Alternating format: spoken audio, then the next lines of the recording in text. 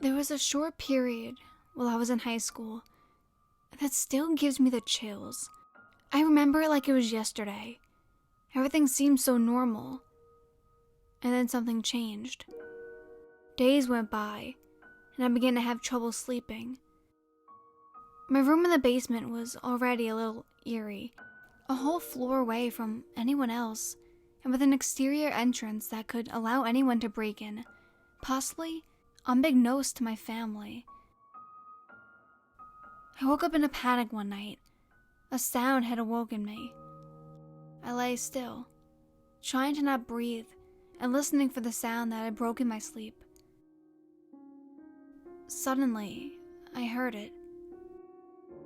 A quiet, evil-sounding laugh. I closed my eyes tightly, telling myself I just imagined it, but I heard it again. An eerie, childlike laugh that sounded very nearby. I convinced myself I was just half asleep and was finally able to doze back off. When I awoke the next morning, it seemed like a dream, and I brushed it off. Days later, I awoken again in the middle of the night by a loud crash in the room. I jumped awake, panicking and breathing heavily. I peered into the darkness, wondering what could have possibly made the sound.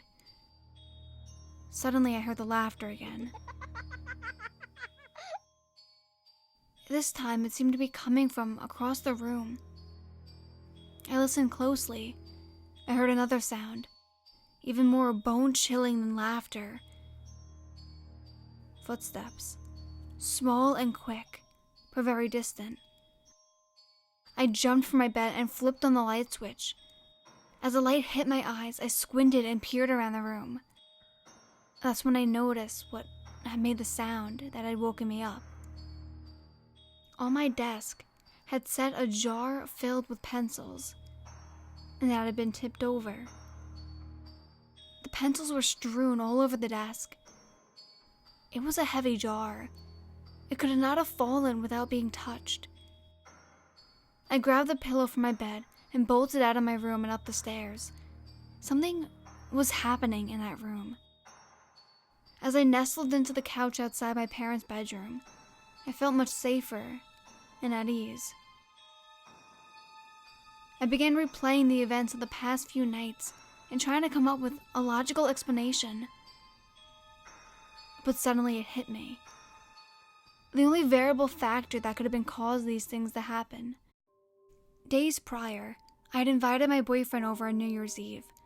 Moments before he arrived, I realized my Magic Attic Club doll, Rose, was sitting in plain sight in my room.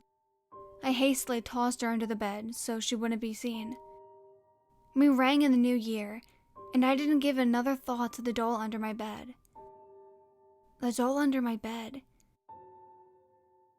Could it be possible? The next day, I found Rose lying underneath my bed. But something seemed odd. She was laying on her side, and almost seemed to be looking at me when I knelt down. I quickly removed her and placed her back on the shelf where she had previously lived. I slept soundly that night, and every night after. As terrifying as it is to admit or believe, I don't find this to be a coincidence. Everyone has toys at some point in their lives that they imagine are alive. But what if they really are?